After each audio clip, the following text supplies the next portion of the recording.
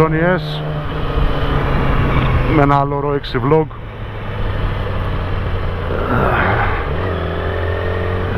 Σημερινό θεματάκι θα είναι προβλήματα που έχω αντιμετωπίσει με το RAW 6. Το έχω κάνει και στα αγγλικά, αλλά σήμερα ήταν μια ιδιαίτερη αφορμή, γιατί μέχρι και αυτή τη στιγμή που μιλάμε αντιμετωπίζω ένα προβληματάκι με τη μηχανή. Άρα θα είναι ευκαιρία, αναφέροντας το προβληματάκι που αντιμετωπίζουμε σήμερα, να μιλήσω και γενικότερα για τα προβληματάκια που έχω αντιμετωπίσει με το RAW 6. Δεν είναι προβλήματα, πώς να το πω, μεγάλα, αλλά είναι κάποια προβληματάκια που ναι, μου έχουν τύχει. Λοιπόν, ξεκινάμε με το τι πρόβλημα έχει η μηχανή αυτή τη στιγμή. Λοιπόν, αυτή τη στιγμή σχολάμε και την πηγαίνω κατευθείαν στον μηχανικό. Λοιπόν, το πρωί καθώς ερχόμουν στη δουλειά, τοποθετώντας το πόδι στο πίσω φρένο, παρατήρησα μια περίεργη συμπεριφορά, και αυτή η συμπεριφορά ήταν του να κλωτσίσει ο λευγές του πίσω φρένου περίεργα, σαν κάτι να μου σπρώχνει το πόδι. Δεν έχει ξανασυμβεί τέτοιο πράγμα. Οκ, πάμε να δούμε τι είναι. Και φτάνουμε στη δουλίτσα μας. Φτάνουμε στη δουλίτσα μας και παρατηρώ ότι τα πίσω τακάκια στο φρένο έχουν φύγει, έχουν εξαφανιστεί, δεν υπάρχουν. Και δεν ξέρω αν δεν υπήρχαν για αρκετό καιρό ή αν ήταν κάτι που έγινε τώρα, αλλά αυτή είναι η κατάσταση. Και όχι μόνο έχουν φύγει τα τακάκια, αλλά πρέπει να έχει τριφτεί και το σίδερο με το σίδερο, και ο δίσκος έχει κάνει κάποιες ανομοιότητες, να το πω έτσι. Πήραμε τηλέφωνο το μηχανικό κόκο κατευθείαν, μου είπε το κλασικό, τον αγαπώ το μηχανικό μου, εντάξει θεούλης, μου είπε το κλασικό μην αγχώνεις, μην αγχώνεσαι. Πώς γίνεται να μην αγχώνομαι? Τέλος πάντων μου λέει εντάξει γίνεται αυτό, μου λέει, επειδή γενικότερα ξέρει το στυλάκι πώς οδηγάω. Μου λέει επειδή οδηγάς γενικότερα, μου λέει, και με το πίσω φρένο και με το μπροστινό. Εγώ γενικά τα αξιοποιώ και τα δύο φρένα. Δεν γίνεται δηλαδή να πατήσω το μπροστινό φρένο χωρίς να έχω πατήσει το πίσω. Σίγουρα μεγαλύτερο ποσοστό βάζω στο μπροστινό, αλλά σίγουρα βάζω και στο πισινό. Το πόδι μου δηλαδή είναι πάντα σε ετοιμότητα ώστε να αξιοποιήσει και το πίσω φρένο. Δεν είναι απειροελάχιστη, είναι αρκετή η πίεση. Θα έλεγα γενικώς ότι το χρησιμοποιώ 50-50. Το ιδανικό όσο αφορά τα φρένα είναι 70 μπροστά, 30 πίσω. Δηλαδή λιγότερη πίεση πίσω και πιο πολύ μπροστά. Δυστυχώς ο τρόπος που έμαθα να οδηγάω από την αρχή με το δάσκαλο, όπου σου σαν νέος οδηγός, παιδί μου, σου λέει να αξιοποιήσει το πίσω σου φρένο ως πιο ασφαλές, ανάλογα βέβαια και τη μηχανή. Μου έμεινε, να το πω έτσι, που κάτσα από τότε με αυτό το μοτίβο, και συνεχίζω να οδηγάω και με μπροστινό και με πίσω φρένο. Εάν βάζεις την πίεση ας πούμε 50-50, που σημαίνει ότι όσο πιέζεις στο πίσω φρένο τόσο πιέζεις και στο μπροστινό, τότε τα τακάκια σίγουρα δεν θα φθαρθούν ομοιόμορφα. Και δεν θα φθαρθούν ομοιόμορφα γιατί στο μπροστινό μέρος της μηχανής υπάρχουν δύο δίσκοι με 4 τακάκια, 2 τακάκια κάθε δίσκος, κάθε ταγκάνα να το πούμε έτσι, σε αντίθεση με το πίσω δίσκο που είναι μικρά τακάκια, μικρός δίσκος, μικρή ταγκάνα. Εάν βάζεις 50-50, που σημαίνει ότι κάνεις και αξιοποιείς τόσο το πίσω όσο το μπροστινό, σίγουρα το πίσω θα έρθει πιο γρήγορα από ό,τι το μπροστινό. Στη δικιά μου περίσταση ίσως να χρειαστεί, μου το είπε και ο μηχανικός αυτό, θα το δούμε τώρα που θα του το πάω, ίσως να χρειαστεί, μου λέει, να κάνεις 2 αλλαγές στα πίσω τακάκια, κάθε μία αλλαγή του μπροστινού, κάπως έτσι. Μου είναι αρκετά περίεργο, γιατί τώρα πρέπει να προσέχω, να έχω το νου μου να μην πατήσω καθόλου το πίσω φρένο, γιατί μπορεί να δημιουργήσει πρόβλημα. Άρα αυτή τη στιγμή με βλέπετε, πρέπει να χρησιμοποιήσω μόνο τον μπροστινό. Μου είναι πολύ περίεργο να χρησιμοποιήσω το πίσω φρένο και στη στροφή. Το έχω κάνει, το μπροστινό ή το λεγόμενο trail braking δεν το έχω συνηθίσει πολύ. Εντάξει, εννοείται μαλακές κινήσεις και ότι πρέπει να το κάνουμε προσεκτικά, αλλά και πάλι είναι κάτι που ασυναίσθητα το πόδι μου πάει αμέσως και το σταματάω. Έχω βάλει το πόδι λίγο πιο πίσω και το έχω μαγκώσει λίγο για να με κάνει ένα τέτοιο, αλλά θέλει προσοχή τώρα, θέλει να έχω το νου μου. Δεν μπορώ δηλαδή αυθαιρημένα να οδηγάω όπως είναι να οδηγάω.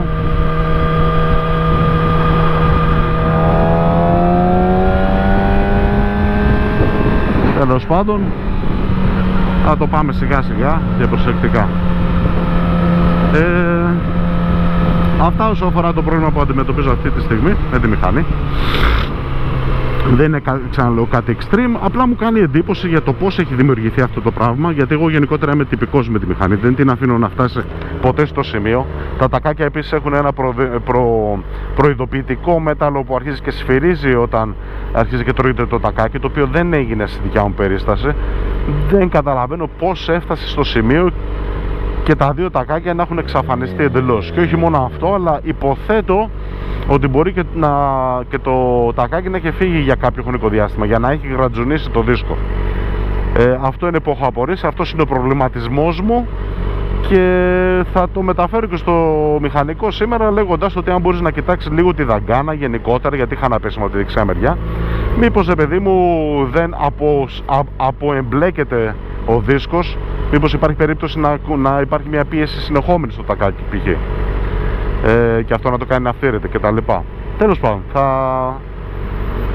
περνάμε τα διόδια και συνεχίζουμε. Μισό.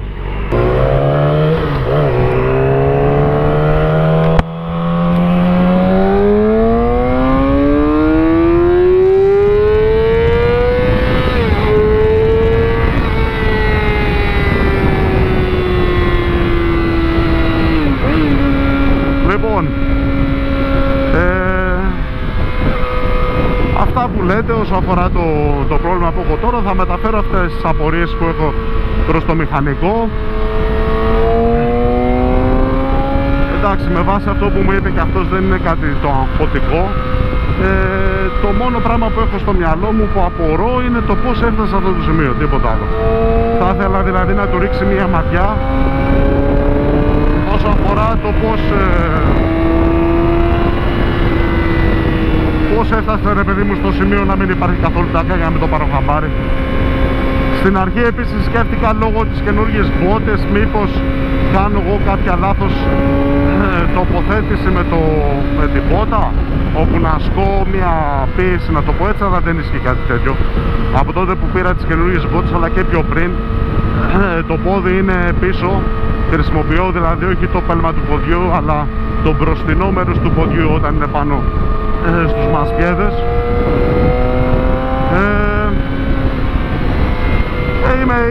Έχω μια απορία να το πώς τα κατάφερα βασικά, να το πω έτσι.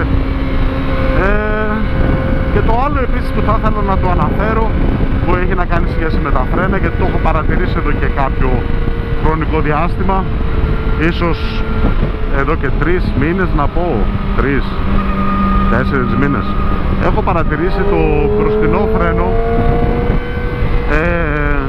ότι έχει λίγο κενό πριν ξεκινήσει να πιάσει. Και αυτό ήταν κάτι το οποίο θυμάμαι το έκανε η μηχανή μου πριν βάλω τα υψηλής. Πριν βάλω τα υψηλής πίεσης σωληνάκια, πατώντας το φρένο υπήρχε μια καθυστέρηση ώστε να ανταποκριθεί η δαγκάνα, να πατήσει δηλαδή και να πιάσει, να το πω έτσι. Και αυτό γιατί υπήρχε η συστολή, η διαστολή στα σωληνάκια τα παλιά που ήταν τα πλαστικά σε σχέση με τα υψηλής. Από τη στιγμή που βάζεις υψηλής πίεσης φρένα, γενικότερα ένα από τα χαρακτηριστικά είναι ότι η αίσθηση που έχει το φρένο είναι πολύ πιο άμεση.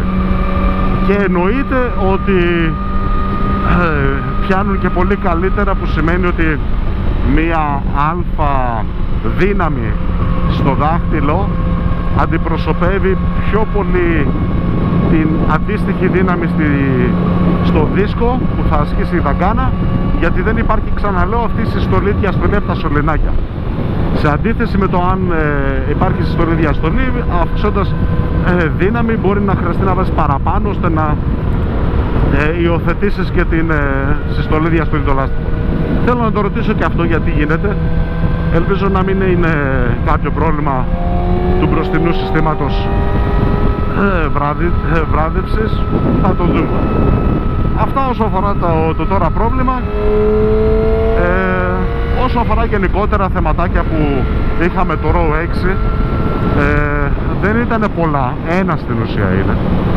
Πέρα από δύο πεσήματα που είχα πρόσφατα, που τα ανέφερα, ένα ήταν από τη δεξιά μεριά λόγω κακού υπολογισμού από δικιάς μου πλευράς, όπου οι ζημιές ήταν μόνο και μόνο στο fairing, δεν υπήρχε κάποια λειτουργική ζημιά. Υπήρχε ένα πέσιμο από την αριστερή μεριά που έσπασε το καπάκι του βολάν, γεύτηκαν όλα τα λάδια, 180 ευρώ επίσκεψη. Και πέρα από αυτά τα δύο, όσο αφορά άλλα προβλήματα που είχαμε το RAW 6, το οποίο είναι και ένα πρόβλημα που αντιμετωπίζουν αρκετοί ιδιοκτήτες του RAW 6, άρα ένας από τους λόγους που ήθελα να το αναφέρω είναι και αυτός, γιατί μπορεί να το έχετε αντιμετωπίσει και εσείς και να έχετε μία απορία. Λοιπόν, πολλά Yamaha RAW 6, τουλάχιστον του 7 μοντέλα, για το 7 μοντέλα μπορώ να μιλήσω, έχουν την εξής συμπεριφορά όταν έρχεται στο σημείο της εκκίνησης του κινητήρα, και ιδιαίτερα όταν είναι κρύος ο κινητήρας. Βάζετε μπροστά τον κινητήρα δηλαδή και δυσκολεύεται το μηχανάκι να ξεκινήσει, πρέπει να πατήσετε παρατεταμένα τον διακόπτη εκκίνησης. Πολλές φορές χρειάζεται να δώσετε και λίγο γκάζι. Δεν είναι τόσο, ας το πω, εύκολο σε σχέση με κάποια άλλα μηχανάκια. Κάποια μηχανάκια δεν χρειάζεται καν να κρατήσετε το κουμπί εκκίνησης, το πατάτε έτσι και αυτό είναι αυτόματο σε πιο καινούργια μοντέλα και δίνει από μόνο του 2-3 φορές τη μίζα για να ξεκινήσει. Συγγνώμη για το φταίει. Για το βήξιμο συνεχίζω να μην είμαι 100% λαιμός. Λοιπόν, είχα αυτό το πρόβλημα το οποίο με ενοχλούσε πάρα πολύ. Δεν ήταν ότι δεν έπαιρνε μπροστά η μηχανή, εννοείται, έπαιρνε μπροστά, αλλά έπαιρνε μπροστά με καθυστέρηση. Χρειαζόταν μία-δύο προσπάθειες, να το πω έτσι, και ξανά και ξανά. Αν έπεφτε και η τάση της μπαταρίας, ήθελα ακόμα λίγο πιο πολύ γκάζι, και ήταν κάτι το οποίο δεν μου άρεσε να κάνω. Δηλαδή, για ποιο λόγο όταν είναι κρύα η μηχανή να την ξεκινήσεις δίνοντας γκάζι και ξεκινώντας πιο απότομα? Μπορεί να δημιουργήσεις πρόβλημα, μπορεί ναι, μπορεί όχι, αλλά για καλό και για κακό εμένα δεν μ' άρεσε. Θέλω γενικότερα με οτιδήποτε μηχανάκι είχα να είναι όσο πιο GG γίνεται, να το πω έτσι, όσο σε πιο πλήρης κατάσταση, και οτιδήποτε υπάρχει το οποίο μπορεί να είναι από το πιο απειροελάχιστο, να πούμε έτσι, ασήμαντο, μέχρι το πιο σημαντικό, θέλω να ξέρω ότι είναι ok. Το έχω πάει σε μηχανικούς, στην αρχή σε μηχανικούς της γειτονιάς, να το πω έτσι, το είχαν ψάξει από εδώ, το είχαν ψάξει από εκεί, είχαν κάνει κάποια πραγματάκια, ναι μεν είχε βελτιωθεί, αλλά δεν μπορούσαν να βρουν τη λύση.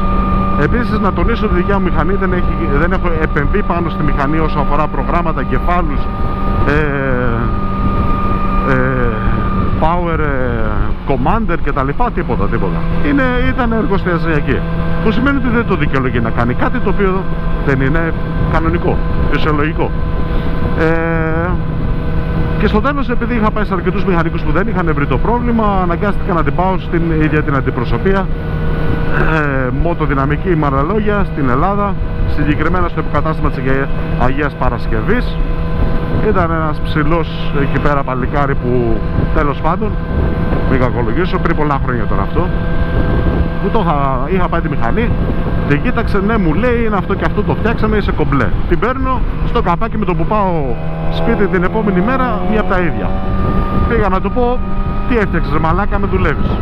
Εντάξει, δεν λέω τίποτα, του παίρνω επόμενη μέρα, το ξαναπάω, να μην τα πολύ λέγω, το πήγα 3-4 φορές αυτό και δεν έκανε τίποτα, απολύτως τίποτα.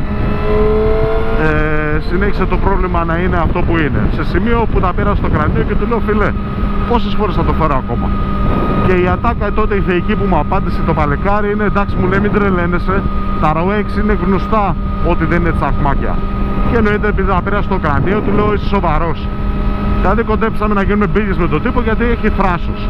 Καταρχάς βλέπεις τον πελάτη ότι έχει πάρει στο κρανίο. Κατά δεύτερον, δεν σου λέω τίποτα, την έχω φέρει τρίτη φορά. Και κατά τρίτον, καταλήγεις να μου λες δεν είναι τσακμάκι και του λέω, σιγάρε μεγάλε που δεν είναι τσακμάκι. Ωραίος, του λέω, και είσαι και της Yamaha. Δηλαδή, ποια είναι τα τσακμάκια σας? Τα παπάκια σας, να πάρω κανένα σκούτερ Yamaha καλύτερα, του λέω, γιατί άμα το RO6 που είναι το top μοντέλο δεν είναι τσακμάκι, τότε χαίρετα μας τον πλάτανο του κάνω. Εντάξει, το έπαιξε και αυτός λίγο μαγκιά, τέλος πάντων. Δεν ήταν το νόημα μου να τσακωθώ με το μαλάκα, γιατί μαλάκας ήτανε. Απλά ήταν το θέμα να του πω ότι, φίλε, αυτό που λες είναι Ι5. Και ήτανε Ι5. Επειδή δεν έβγαζα άκρη, έφυγα από εκεί, έψαχνα άλλους μηχανικούς. Για να κάνω και μια παρένθεση σχετικά με αυτό το βλήμα που ήταν στην Αγία Παρασκευή, μπαίνοντας σε φόρουμ, είδα ότι πάρα πολλοί κόσμος είχε πάει Yamaha μοντέλα στη μοτοδυναμική Αγίας Παρασκευής και είχαν πάρα πολλά παράπονα, και ιδιαίτερα από το συγκεκριμένο. Άρα πόσο εύκολο είναι ένας μαλάκας να γαμίσει την εικόνα μιας εταιρείας. Και σε κάποια φάση διάβασα επίσης ότι τον είχαν διώξει, μετά έκλεισε η μοτοδυναμική γενικότερα σε Αγία Παρασκευή. Τέλος πάντων, δεν μπορεί, με πολύ ενδιαφέρει. Εγώ βρήκα ένα μηχανικό ο οποίος έκατσε και ασχολήθηκε. Δεν ήταν ειδικός στα Yamaha, η ειδικότητά του ήταν στα Aprilia και Ducati, αλλά παρόλα αυτά ήταν πάρα πολύ καλός, και γι' αυτό έχω πει και στο παρελθόν ότι είναι πολύ σημαντικό να βρείτε έναν μηχανικό ο οποίος θα έχει όρεξη, πάθος και θέληση να ασχοληθεί.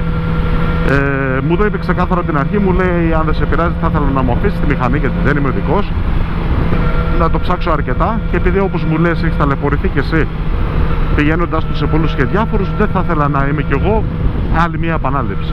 Εννοείται, του λέω, εγώ αυτή τη στιγμή του λέω, οδηγάω τη μηχανή της γυναίκας μου, δεν έχω πρόβλημα, μπορεί να την κρατήσει τη μηχανή και να τη δεις όσο θέλεις. Και επίσης του λέω, επειδή έχω τυπώσει και το service manual, θα στο φέρω. Ωραία φίλε, μου λέει, αλήθεια? Ναι, εντάξει, κατάλαβε ότι ήμουν και εγώ πορωμένος. Με κοροϊδεύε το μεταξύ, γιατί του πήγα το service manual και εγώ είχα γράψει το manual του αγαπημένου μου RO6. Με το κοιτάει, πω ρε φίλε, μου λέει, αγάπες και λουλούδια, πω. Εντάξει, και γαμώ τα παλικάρια λοιπόν. Και του το πήγα τη μηχανή, έκατσε, του πήρε περίπου στον ένα μήνα να βρει το πρόβλημα. Είχε αλλάξει τα πάντα, είχε κάνει ό,τι ρυθμίσεις μπορεί να φανταστείτε, πολλά πράγματα, και τα δω ηλίθιος. Μπράβο γαμιόλι. Ειδικά σήμερα που έχω το πρόβλημα με το φρένο του μεξί, σήμερα και αν δεν είναι μέρα που δεν θέλω κανένας να μου κάνει τα περίεργα. Λοιπόν, και λέγοντας του το πρόβλημα, αφιέρωσε το χρόνο, το έψαξε, το βρήκε, έκανε πάρα πολλά πράγματα, έλυσε τον κινητήρα, δηλαδή μέχρι και το valve clearance, έκανε συντονισμό των κυλίνδρων, τα πάντα, ό,τι μπορεί να φανταστείτε. Μην το πολύ λέω, το πρόβλημα ήταν λαστιχάκια. Είχαν παλιώσει τα λαστιχάκια το sensor, από τους σένσορες. Η μηχανή αυτή έχει πάνω από 16 σένσορες, όπου μετράει από βαρομετρική πίεση μέχρι ό,τι μπορείτε να φανταστείτε. Ήταν μία από τις πρώτες μηχανές που έφτιαξε η Yamaha με τόσο πολύ τεχνολογία, κληρονομούμενη από το MotoGP, το οποίο ναι μεν ήταν πάρα πολύ καλό αυτό και υπέρ, αλλά είχε και το αρνητικό ότι ίσως κάποια πράγματα να μην είχαν γίνει τόσο tested στο ευρύο κοινό όσο θα έπρεπε. Μου άλλαξε όλα τα λαστιχάκια, μου έβαλε ένα πιο σκληρό υλικό, εξηγώντας μου ότι όταν μιλάμε για ειδικά βαρομετρικούς sensors βατρομετρικών πιέσεων κτλ, δεν γίνεται ένα λαστιχάκι που θα έχει μια αλφα μέτρηση να είναι επιρρεπές είτε σε θερμοκρασίες, γιατί θα διαβάσει διαφορετικές τιμές, είτε σε συστολή, διαστολή, είτε όπως το δικό σου μου λέει που είχαν παλιώσει και είχε φουσκώσει το λάστιχο σε σημείο, μου λέει, που διάβαζε λάθος πράγμα. Και εννοείται ότι συμφώνησα μαζί του. Του λέω ναι, ευχαριστώ και πάρα πολύ, άμα μπορείς άλλαξέ τα. Τα άλλαξε και κανένα πρόβλημα. Και γενικότερα από τότε το πήγαινα σε αυτόν τον φίλο τη μηχανή πάντα. Αυτός ο φίλος ήταν στην Παιανία αλλά έφυγε και μεταφέρθηκε κοντά στο 401. Δουλεύει για την αντιπροσωπεία της Απρίλια. Δεν θυμάμαι τώρα πώς ακριβώς λέγεται. Και είναι ένας από τους σούπερ μηχανικούς. Αυτά, παιδες, σχετικά με τα προβλήματα της μηχανής. Δεν είχα κάποιο άλλο. Αυτά είναι τα προβλήματα που είχα. Και δόξα τω Θεούλη τώρα, έχοντας φτιάξει και αυτό, είμαστε σε πολύ καλή κατάσταση. Πάμε με το καλό τώρα και στο μηχανικό μας να μας δει και να μας πει τι είναι αυτό που έχουμε. Λοιπόν, αυτά θέλω να σας κρατάω περαιτέρω. Σας ευχαριστώ πάρα πολύ. Να είστε καλά, πάντα όρθιοι, και ξαναμιλάμε στο επανεδίν. Bye.